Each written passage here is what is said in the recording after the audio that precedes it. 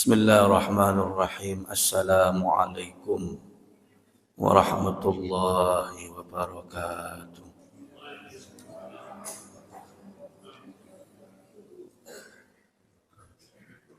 Alhamdulillah. Alhamdulillahilladzi an'ama alaina wa hadana ala dinil Islam. Wassalatu wassalamu ala Sayyidina Muhammad khairil anam wa ala alihi wa ashabihi ajma'in, amma ba'd. Rabbi shrah li sadri wa yassir li amri wahlul 'uqdatam min lisani yafqahu qawli. Amma ba'du.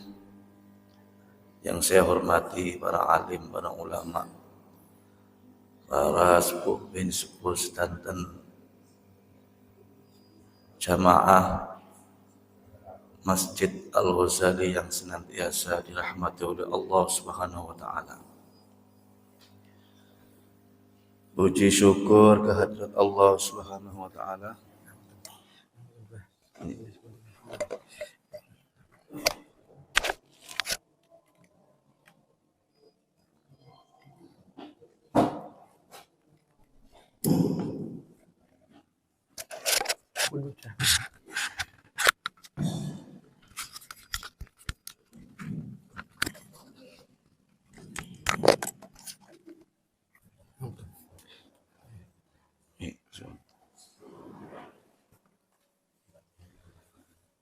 Puji syukur kehadirat Allah Subhanahu wa taala. Pada pagi hari ini kita semua diberi oleh Allah Subhanahu kesehatan, diberi nikmat oleh Allah, kesempatan, sehingga alhamdulillah bersama-sama pada pagi hari ini kita bisa melaksanakan sholat subuh berjamaah dan dilanjutkan dengan kajian rutin awal bulan. Semoga apa yang telah kita lakukan ini senantiasa mendapatkan ridho Allah Subhanahu wa taala. Amin ya rabbal alamin. Shalawat serta salam semoga tercurahkan kepada junjungan kita Nabi besar Muhammad sallallahu alaihi wasallam. Para hadirin hadirat yang dirahmati oleh Allah Subhanahu wa taala, tema kajian pada pagi hari ini ialah terkait dengan fi dzikri fana'il asya'i bi amrillahi ta'ala, yaitu membahas bahwa segala sesuatu itu pasti akan sirna. Segala sesuatu itu pasti akan hancur, habis sesuai dengan perintah Allah Subhanahu wa taala. Di dalam kitab ini, yaitu kitab Daqaiqul Akhbar, disebutkan bahwa malaikat maut itu diperintah oleh Allah Subhanahu wa taala untuk menghancurkan lautan, untuk menghancurkan lautan. Karena memang tidak ada yang kekal abadi selamanya kecuali Allah Subhanahu wa ta'ala. Kama qala ta'ala, kullu syai'in halikun illa wajha. Bahwa setiap sesuatu itu pasti akan rusak, pasti akan sirna, pasti akan hancur kecuali Allah Subhanahu wa taala. Setelah mendapatkan perintah Allah, fayati malakul mauti ilal bihari, lalu malaikat maut tersebut mendatangi lautan. Fayaqulu qad inqadat muddatuka. Malaikat maut berkata kepada lautan itu, telah selesai masamu, telah habis masamu. Fayaqulu al-bahru i'dhalli hatta anuha ala nafsi. Kata lautan ketika didatangi malaikat dan disampaikan habis masamu, lalu lautan tadi itu minta izin kepada malaikat maut, i'dhalli, izinkan saya, hatta anuha ala nafsi, sehingga aku masih bisa melihat-lihat diriku, masih meniti diriku, tak delok dhisik apa aja di dalam diriku, apa aja yang sudah bergerak, apa aja yang sudah tidak bisa bergerak, apa saja yang masih aktif di dalam diriku, kata lautan. Fayaqulu aina amwaji wa aina ajaibi. Lalu lautan itu berkata, setelah melihat dirinya itu, dia berkata, loh, mana ombak-ombakku itu? Mana keajaiban-keajaiban yang dulu aku indah, yang dulu aku banyak dikunjungi oleh para wisatawan-wisatawan, dipakai untuk selancar, dipakai untuk berbagai macam event-event kelautan. Ini mana semuanya ini? Jadi ombak sudah tidak bergerak lagi, keajaiban, ketakjuban, keindahan lautan ini sudah tidak ada lagi. Lautan sendiri ini menanyakan, wa qad jaa amrullahi fayasihu 'alaiha malakul mauti sayhatan faka'anna ma'aha lam yakun thumma ya'ti ilal jibal. Jadi telah datang perintah Allah Subhanahu wa taala, lalu malaikat berteriak, sekali teriakan itu langsung air yang ada di lautan itu langsung tidak ada, habis semuanya. Jadi itu proses kehancuran laut atas perintah Allah Subhanahu wa taala. Jadi laut yang begitu besarnya, begitu luasnya, itu bisa hancur, begitu masanya sangat lama. Kalau kita mungkin melihat sejarah, kan lautan itu kan berdiri atau ada sejak nenek-nenek moyang kita itu. Sampai sekarang masih ada. Nah, nanti ada masanya lautan itu akan hancur sesuai dengan perintah Allah Subhanahu wa taala. Menghancurkan siapa? Yang mendatangi, ya tetap malaikat maut.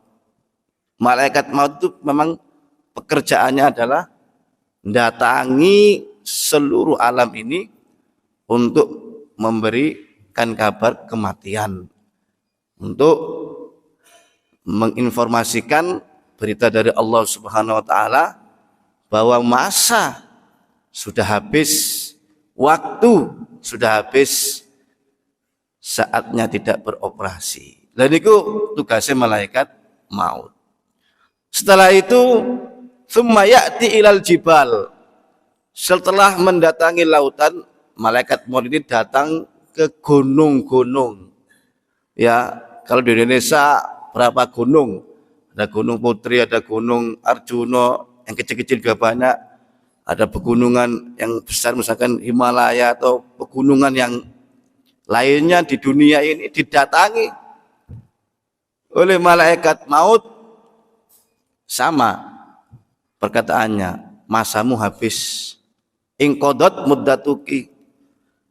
Lalu gunung juga minta izin, sebentar, saya minta izin, tak lihat dulu apa yang ada di dalam diriku. Ternyata tonjolan-tonjolannya gunung ini sudah tidak ada. Fa aina su'udi wa aina quwwati. Mana ini tonjolan-tonjolan diriku ini? Kan gunung kan mesti menonjol ya. Sebagai paku bumi, ya kan, menonjol. Mana? Sudah tidak ada. Mana kuwati, kekuatanku sudah mana? Tidak ada. Waqad ja'a amrullah fayasikhu alaihi sayhatan fatadhub. Telah datang perintah Allah, lalu malaikat maut tersebut berteriak, sekali teriakan, sekali saja teriak, langsung fatadhub, meleleh gunung tersebut. Kemudian juga datang kepada bumi, juga begitu. Bumi didatangi oleh malaikat, kemudian dikatakan dengan perkataan yang sama, selesai masamu, habis masamu. Sama, bumi juga minta izin melihat dirinya. Ternyata dilihat mana pohon-pohonan yang ada di dalam diriku. Mana lautan, mana juga sungai-sungai yang ada di dalam diriku ini. Semuanya telah hancur. Mana tumbuh-tumbuhan. Kemudian malaikat maut berteriak, fatatasaqatu hitamuha wa taghuru uyunuha. Kemudian dedaunan semuanya ini rontok semua, kemudian menjadi kering, kemudian habislah bumi itu. Kemudian di daratan dan lautan udah selesai ini, malaikat maut ini tugasnya. Lalu summa yas'adu, kemudian malaikat maut ini naik ke langit, fayasihu, lalu berteriak, kemudian fatangkasifu syamsu wal qamar, bulan terpecah belah, matahari juga terpecah belah, tidak ada semuanya. Kemudian bintang-bintang ini pada hancur semua, berterbaran. Kemudian Allah berkata kepada malaikat maut, ya malakal maut, wahai malaikat maut, man baqiya min khalqi, tinggal siapa yang masih ada dari ciptaanku ini. Gunung sudah, laut sudah, pohon-pohonan sudah, tumbuh-tumbuhan sudah, bumi semuanya sudah hancur, sudah sirna, sudah musnah. Tinggal siapa yang belum? Kata Allah Subhanahu wa taala kepada malaikat maut. Fayaqulu, kemudian malaikat maut mengatakan, ilahi antal hayyul ladzi la yamutu. Wahai Tuhanku, engkau zat yang maha hidup dan tidak mati. Baqiya Jibrailu wa Mikailu wa Israfilu. Tinggal malaikat Jibril, malaikat Mikail, malaikat Israfil, wa hamalatul arsy, dan malaikat penyangga arsy, wa ana abduka dhaif, dan tinggal saya juga sebagai hambamu yang lemah ini. Jadi tinggal berapa itu? Jibril, Mikail, Israfil, penyangga arsy, dan malaikat Israel itu sendiri atau malaikat maut itu sendiri. Fayaqulullah ta'ala, kemudian Allah berkata, ikbit arwahahum, sudah itu, cabut semua arwah-arwahnya mereka itu. Fayaqbidu arwahahum, dicabut di Jibril, dicabut Mikail, dicabut Israfil, dicabut malaikat-malaikat penyangga arsy, semuanya dicabut. Semuanya dicabut. Entek, habis, sirna semua. Tsumma yaqulullah ya malakal mauti. Kemudian Allah berkata, wahai malaikat maut, alam tasma' qauli kullu nafsin dha'iqatul maut wa anta khalqun min khalqi mut anta fayamut. Wahai malaikat maut, bukankah aku telah berkata di dalam Al-Qur'an, bukankah engkau mendengar perkataanku, kalamku, ucapanku, bahwa kullu nafsin dha'iqatul maut. Setiap jiwa, setiap hal itu pasti akan mencicipi kematian, termasuk dirimu. Kata Allah Subhanahu wa taala kepada malaikat maut, wa anta khalqun min khalqi, kau ini adalah makhlukku juga, maka mut anta fayamut, matilah engkau. Maka malaikat maut pun mati juga. Jadi malaikat maut ini terakhir matinya itu setelah semuanya ini mati, meninggal dunia sirna semua. Terus tinggal siapa? Tinggal Allah Subhanahu wa taala saja. Jadi hayyun la yamut. Ya, hayyun la yamut. Jadi itulah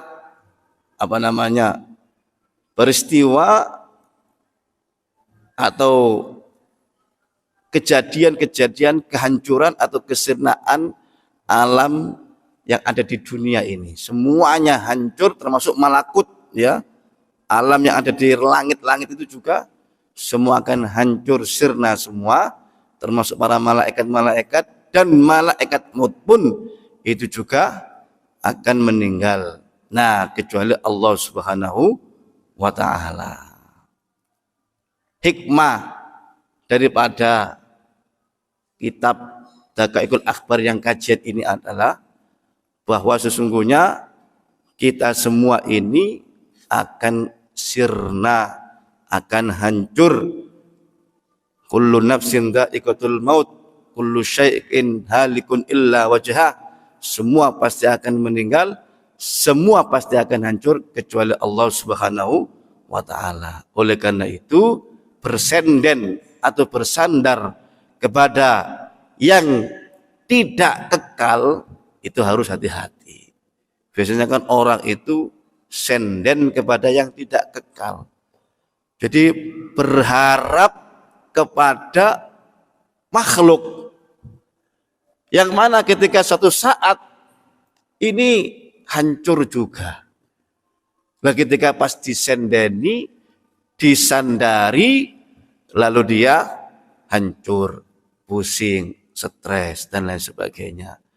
Maka sandaran yang paling utama adalah hayyun la yamut, yaitu Allah Subhanahu wa taala. Bagi setiap hal kalau disandarkan kepada hayyun la yamut, zat yang maha hidup dan tidak mati, tentunya dia akan merasa kuat, ya. Kenapa? Karena sendenannya kuat. Nah, jadi orang Jawa itu sendenan jati, ya. Sendenan jati. Sendenan jati kan sendenannya kuat, gak gampang roboh, juga gak gampang rusak. Tapi nek sendenannya balik-balik rusak, ya balik-balik roboh, balik-balik jatuh, kan begitu ya. Maka bersandar kepada Allah Subhanahu wa taala. Yang kedua, hikmahnya itu adalah kita dapat berpikir bahwa setiap sesuatu itu pasti ada masanya. Maka tidak usah tergesa-gesa. Kenapa?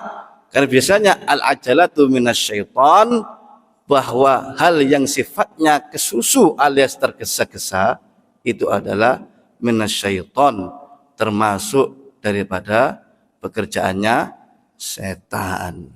Jadi slowly tapi pasti sesuatu itu sudah ada masanya sendiri-sendiri. Ya termasuk ini sebentar lagi sudah Ramadan, ya kan? Ada, loh kok wis cepet rek, saulan gas sudah Ramadan, ya kan? Padahal kemarin aja kayaknya baru terawih, gak terasa. Sekarang sudah Sya'ban, lalu bulan depan sudah Ramadan, ya kan? Itu semuanya sudah ada masanya. Nah, sekarang Ramadan ini apakah kita sudah mempersiapkan? Apakah di dalam bulan Ramadan kita sudah siap untuk memanen? Karena di dalam kitab Lataiful Ma'arif itu, bulan Ramadan itu mestinya adalah sebagai bulan panen, bulan memanen. Karena di situ itu, di bulan itu kan bulan yang mana setiap aktivitas kita itu pahalanya dilipat gandakan. Yang asalnya sunnah itu pahalanya dianggap sebagai wajib. Yang wajib itu dilipat gandakan menjadi 70. Belum di situ nanti ada rahmat Allah yang sangat banyak.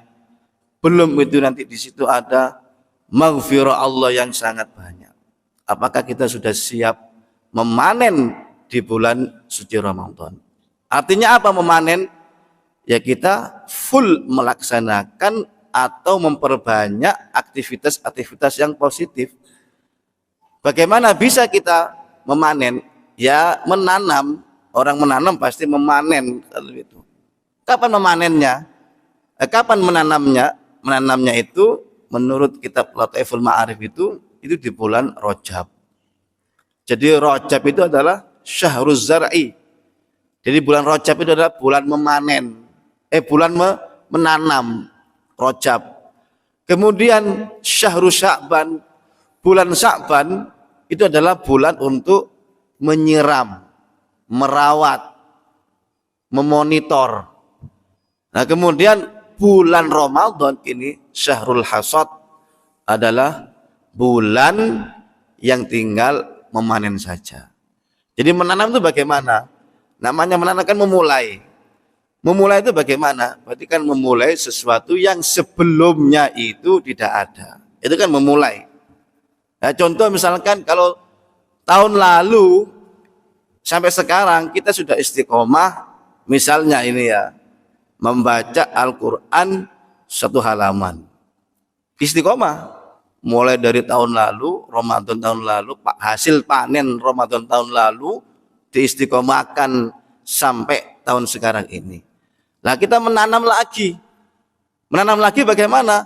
Ya ditambah menjadi paling tidak satu hari itu 2 halaman. Ditanam di bulan Rajab. Jadi mungkin awalnya yang kebiasaannya 1 halaman ditambah 1 halaman lagi menjadi 2 halaman. Mungkin yang 1 halaman yang kedua ini agak berat karena apa? Belum terbiasa, makanya ditanam. Di situ dimulai dibiasakan. Kemudian di bulan Sya'ban dikawal kok semangatnya kok agak kendor, ada apa, dilihat, dimonitor, disiram. Sehingga nanti di dalam bulan Rajab dan bulan Sya'ban itu akan terbiasa, yaitu sudah 2 halaman setiap hari. Nah, di bulan Ramadan akan semakin rinang, semakin enteng karena tinggal manen saja, tinggal metik saja, ya kan? Ini enteng saja. Nanti menjadi kebiasaan sampai tahun ke depan. Nah, itu adalah menanam, ya, proses menanam, kemudian menyiram dan memanen. Itu yang disampaikan oleh Abu Bakar Al-Bulkhi ya di dalam kitab Lataiful Ma'arif. Nah di bulan puasa ini mumpung ini kan saya di awal Sya'ban ya, bulan depan sudah masuk di Ramadan. Ya, kita akan sedikit mengulas terkait dengan bulan puasa sebagai persiapan di bulan depan. Jadi bulan puasa itu kan khususnya di Ramadan itu adalah bulan yang wajib bagi kita umat muslim untuk menjalankan ibadah puasa, yaitu wajib. Tidak ada kaitannya bulan puasa dengan ibadah yang lainnya. Jadi wajib setiap manusia ini melakukan ibadah puasa. Karena ada yang tanya itu, Ustadz itu bagaimana orang nggak sholat? Apakah dia wajib berpuasa? Ya dia maksudnya tuh sholatnya itu jarang-jarang. Ya maksudnya ini kober ya sholat, nek gak males ya sholat, nek males kadang-kadang teledor tidak sholat dan sebagainya. Apakah dia tetap berkewajiban melakukan ibadah puasa? Tetap. Karena antara puasa dengan sholat itu tidak ada hubungan. Itu ibadah sendiri-sendiri. Jadi kalau dia meninggalkan sholat, ya berarti dosanya ya dosa sholat. Kalau dia tidak sholat, meninggalkan sholat tapi puasa, ya dia mendapatkan satu pahala puasa, tapi mendapatkan dosa sholat. Kan begitu. Jadi utuhnya sendiri-sendiri. Jadi tidak ada gara-gara tidak sholat puasanya tidak sah. Tidak. Tetap puasanya sah selama dia niat untuk mengerjakan puasa. Dan niatnya itu di waktu malam. Jadi puasa niku niatnya adalah di waktu malam, khususnya di puasa wajib, yaitu puasa Ramadan. Kalau niatnya jam sekian habis subuh atau pas subuh, maka dia tidak sah puasanya. Kenapa? Karena syaratnya niat itu di waktu malam. Jadi habis buka boleh, habis tarawih boleh, habis sahur boleh. Yang penting tidak pas subuh atau setelah subuh. Bagaimana kalau lupa? Kalau lupa tetap tidak sah. Kok bisa lupa? Wong sudah diingatkan bahwa setiap malam itu harus wajib niat. Nah, itu kewajiban bagi setiap muslim ya untuk melakukan niat setiap malam. Lah, tetapi boleh di dalam satu pandangan Imam Malik itu niatnya itu tidak per hari, tapi niatnya itu adalah 1 bulan penuh. Jadi misalkan begini, di awal Ramadan, misalkan nanti malam itu sudah terawih, awal terawih, lalu niat begini, saya niat puasa untuk seluruh bulan Ramadan, maksudnya seluruh hari di dalam bulan Ramadan. Jadi sudah diniati dalam 1 bulan. Itu Imam Malik memperbolehkan niat puasa itu di seluruh bulan Ramadan, maksudnya di setiap hari bulan Ramadan. Nah, tetapi Imam Syafi'i itu wajib setiap hari. Ya, setiap hari, setiap malam, maksudnya itu untuk meniatkan bulan puasa. Oleh karena itu, untuk menjagani agar barangkali lupa, kita niatkan awal tadi itu untuk bulan Ramadan, tapi setiap hari kita wajib niat juga. Kalau seandainya lupa, sudah tercover di awal dulu kita niat untuk puasa selama bulan Ramadan. Tapi kalau tidak ada niat di awal itu, yaitu 1 bulan penuh, maka ketika nggak niat lupa setiap harinya, maka puasanya tidak sah dan nanti wajib nyaur di bulan selain bulan Ramadan. Nah niku, maka wajibnya niat dalam bulan puasa niku penting karena diantaranya rukunnya puasa adalah niat dan juga menahan tadi itu al-imsak. Kemudian terkait dengan sahur, di dalam puasa niku kan disunahkan sahur. Waktu sahur itu kapan? Apakah makan setelah sholat isya itu dianggap sahur? Maksudnya di bawah jam 12, jam 10, jam 9, nyemil sekalian makan, apakah itu dianggap sahur? Belum dianggap, karena mulai waktu sahur itu adalah pertengahan malam. Pertengahan malam itu adalah jam 12. Ya, jam 12 lebih 5 menit atau jam 12 lebih 2 menit, kalau makan malam di situ diniati sahur itu sudah mendapatkan kesunahan sahur ya. Jadi mendapat makan itu dapat pahala karena sunnah, mendapatkan sunnah sahur. Tapi kalau makannya itu adalah sebelum jam 12, maka dia tidak mendapatkan kesunahan sahur ya kan? Tidak mendapatkan kesunahan sahur. Nah, sahur sing paling apik niku yaitu sahur yang akhir, mepet-mepet mau subuh niku sahur sing apik. Jam pinten?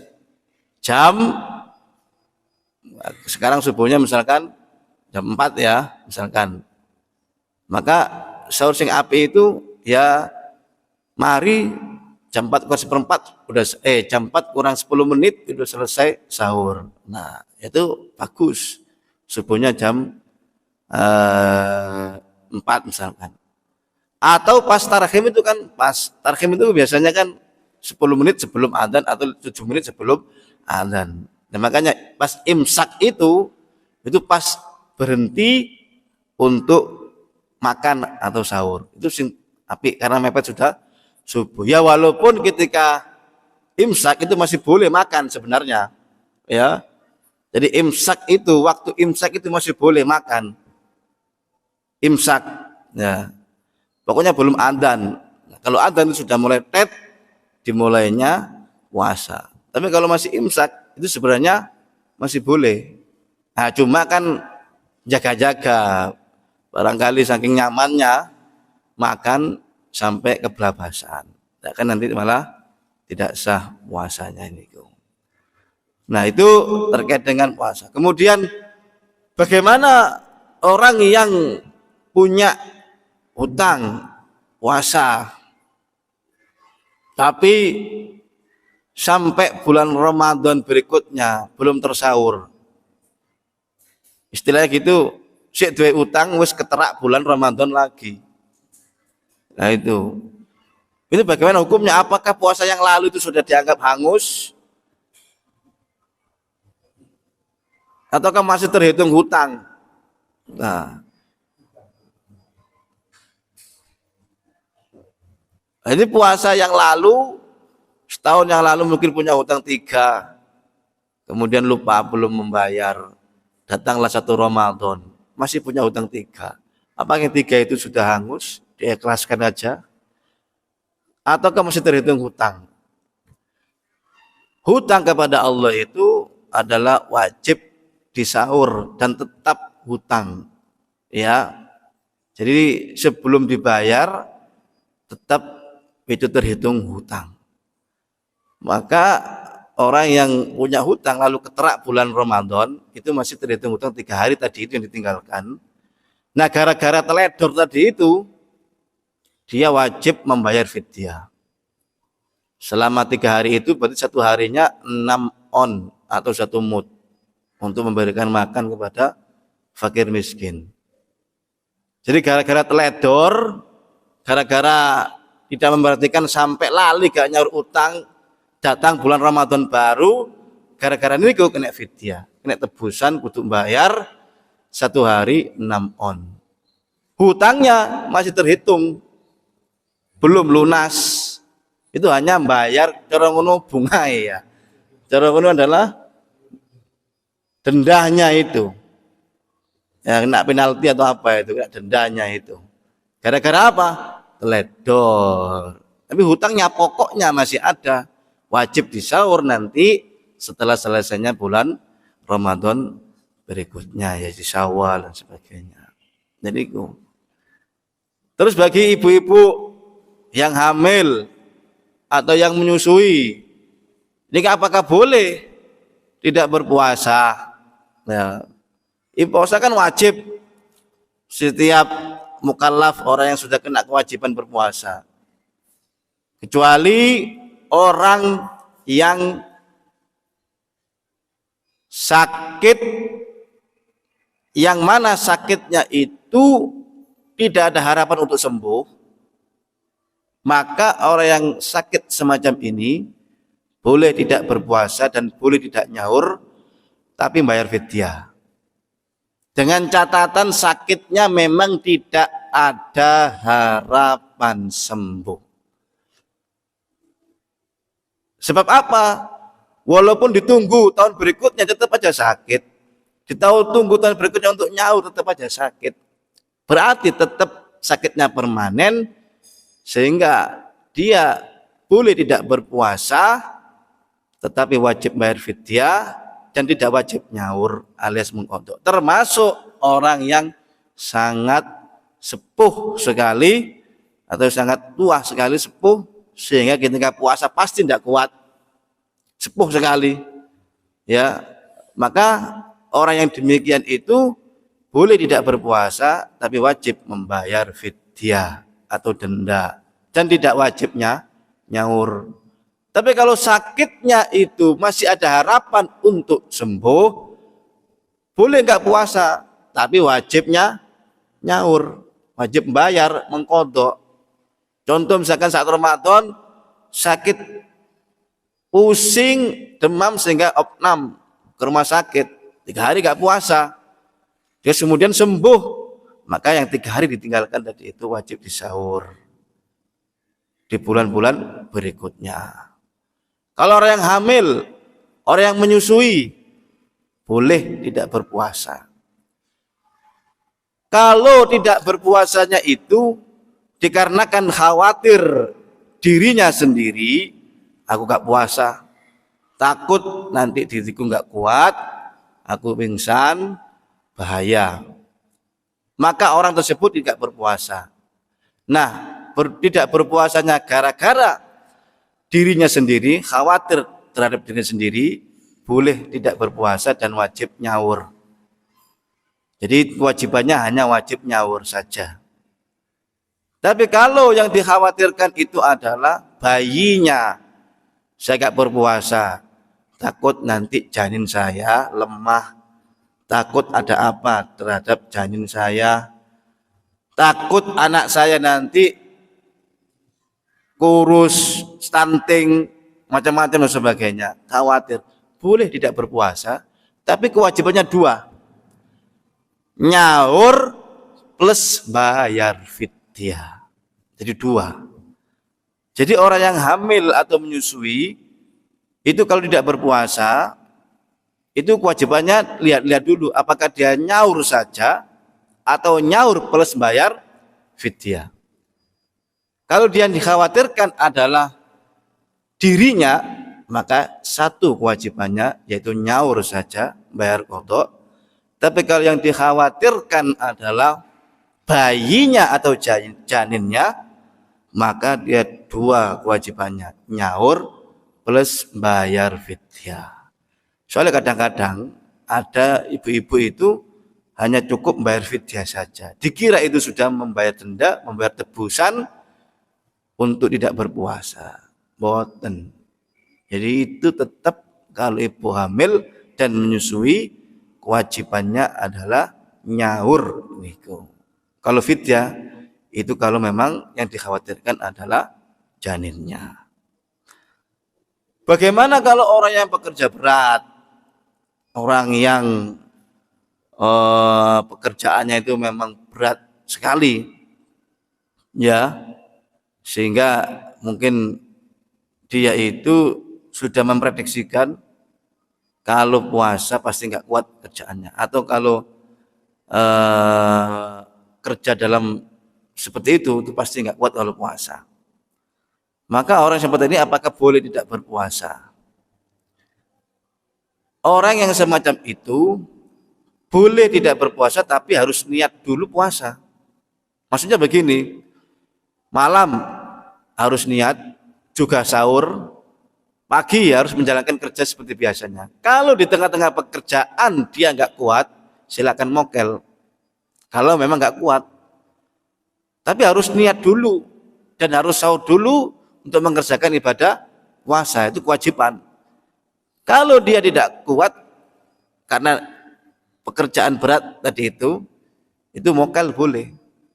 Tapi kalau sejak awal aku wis tidak puasa, soalnya aku besok ngecor misalkan begitu ya, besok saya yang kerja berat biasa itu ya, ngedak atau apa dan sebagainya, sudah niat tidak puasa dulu, itu yang tidak diperbolehkan ya. Sudah niat tidak puasa dulu, padahal kan belum tentu. Kan kadang-kadang itu orang itu kuat karena niatnya. Kalau niatnya kuat itu biasanya kuat dia melakukan pekerjaan seberat apapun, karena mungkin Allah memberikan kekuatan kepada orang tersebut. Ya bisa jadi kan dengan niatnya yang kuat itu Allah memberikan kekuatan yang di luar dugaan orang tersebut. Ya bisa jadi karena niatnya itu ternyata yang dikira pekerjaannya berat, ternyata nyatanya pekerjaannya tidak berat. Mungkin saking banyaknya orang, ya, lalu semakin ringan pekerjaannya. Misalnya ngecor yang menurut prediksinya dia dikerjakan hanya 10 orang, ternyata yang ikut 100, sehingga dia tidak terlalu berat pekerjaannya, ya kan? Nah itu bisa jadi, makanya di malam harus niat dulu, baru nanti kalau di tengah-tengah pekerjaan dia benar-benar nggak kuat dan berbahaya terhadap dirinya, boleh dia untuk mokel dan wajib nyaur. Nah, itulah beberapa hal yang terkait dengan persoalan-persoalan puasa. Kemudian bagi ibu-ibu, misalnya puasa, ini kan biasa masak buat buka, masak buat buka. Nah ini ngincipi masakan, ini batal poso apa enggak gitu ya. Soalnya aku nek diincipi dhisik, kadang-kadang kasinen atau kadang-kadang kemanisan kan begitu. Jadi diincipi dhisik. Ini bagaimana? Apakah mencicipi masakan saat berpuasa ini membatalkan puasa apa tidak? Halo Bu, jenengan biasanya ngincipi dong mboten masak? Oh mboten. Loh, berarti sudah lihai berarti ini ya. Jadi masakannya tanpa diincipi sudah mantap berarti. Halo? Berembukan? Mau buka? Oh setelah azan ngincipi. Berarti nanti setelah azan ngincipi. Nah,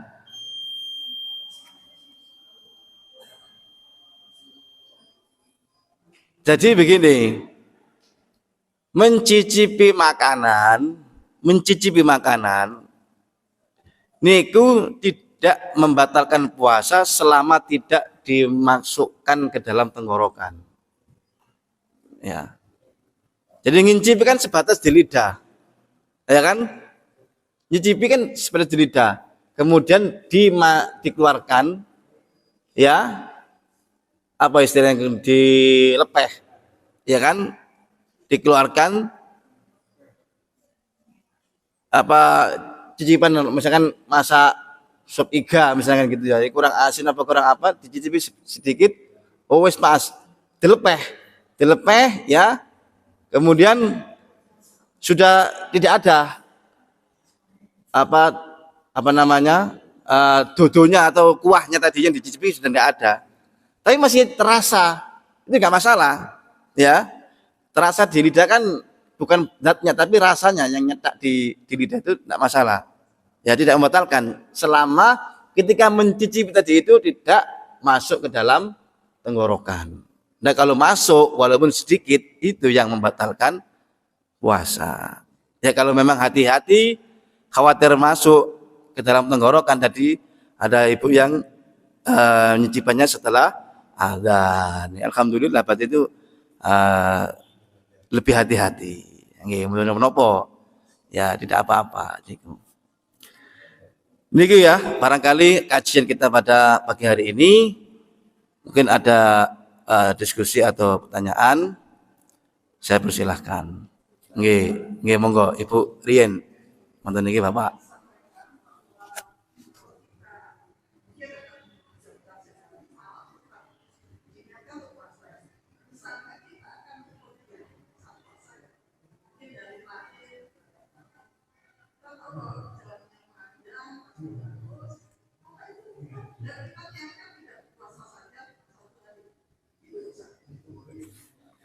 Jadi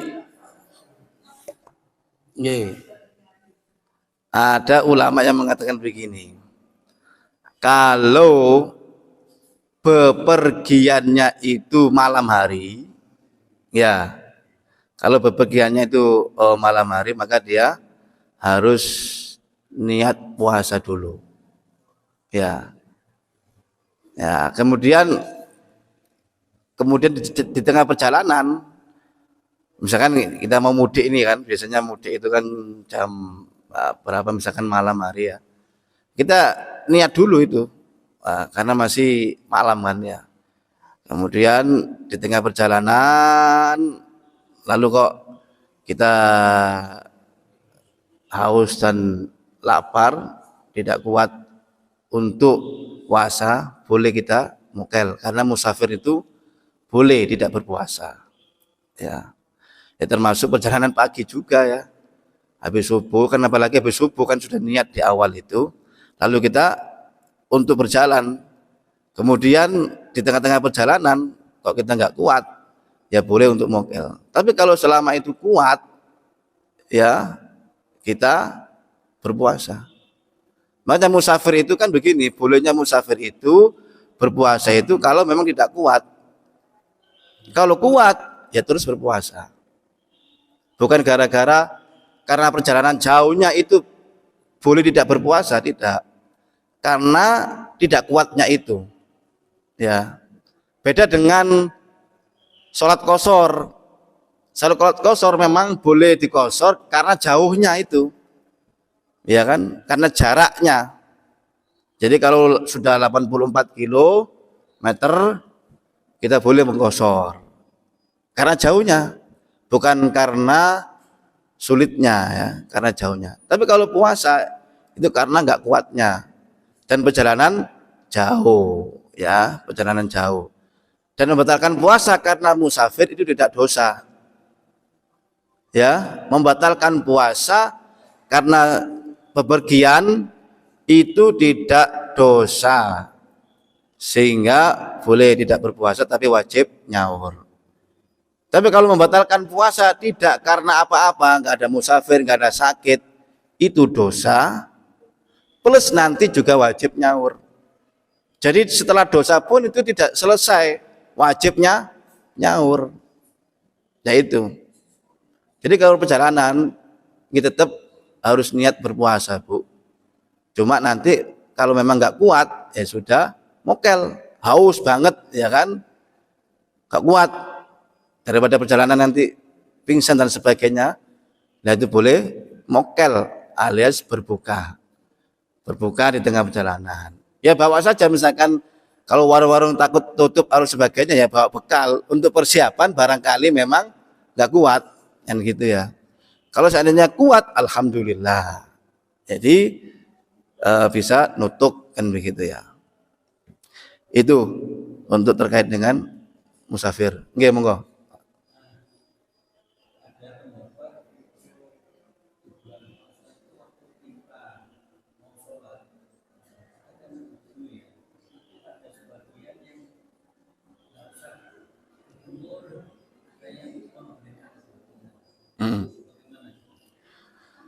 Jadi berkumur itu bukan nggak boleh tapi makruh, nggih. Bukan tidak sampai haram. Itu pun waktunya kalau setelah zuhur. Tapi kalau sebelum zuhur habis sahur, kumur itu masih belum makruh. Jam 8 pagi itu masih belum makruh. Kenapa? Karena baunya orang yang berpuasa di pagi hari itu masih bau kentang, masih bau sop, masih bau nopo ati dan sebagainya. Tapi kalau setelah zuhur itu sudah baunya murni baunya orang berpuasa. Lah, baunya orang yang berpuasa niki itu nanti lebih wangi dibanding baunya minyak kasturi di surga nanti itu. Makanya kalau dikumuri kan hilang nanti baunya. Nah, itulah makruh hukumnya. Kalau dikumur setelah zuhur itu baunya hilang, itu padha karo ngilangi bau wangi di surga nanti itu. Makanya makruh. Lebih baik nggak usah kumur kalau habis zuhur. Biarkan saja baunya seperti itu, murni baunya orang yang berpuasa, karena nanti lebih wangi dibanding minyak kasturi. Ngoten. Mungkin ada lagi Bapak Ibu? Cukup nggih? Nggih, semoga kajian kita pada pagi hari ini membawa barokah dan manfaat. Amin ya rabbal alamin. Al-Fatihah. A'udzu billahi minasyaitonir rajim. Bismillahirrahmanirrahim. Alhamdulillahi rabbil alamin arrahmanir rahim maliki yaumiddin. Iyyaka na'budu wa iyyaka nasta'in ihdinas siratal mustaqim siratal ladzina an'amta 'alaihim ghairil maghdubi 'alaihim waladdallin. Amin. Assalamualaikum warahmatullahi wabarakatuh.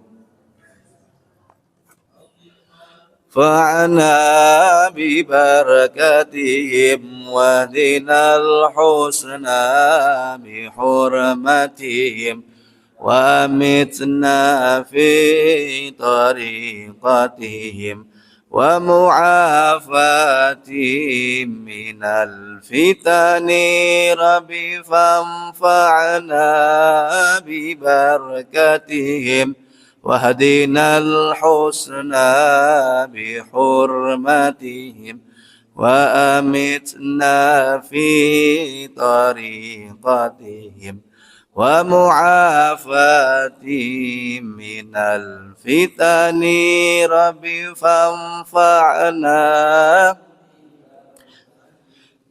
wahdina al-husna bi hurmatihim wa amitna fi tariqatihim wa mu'afatihim minal fitani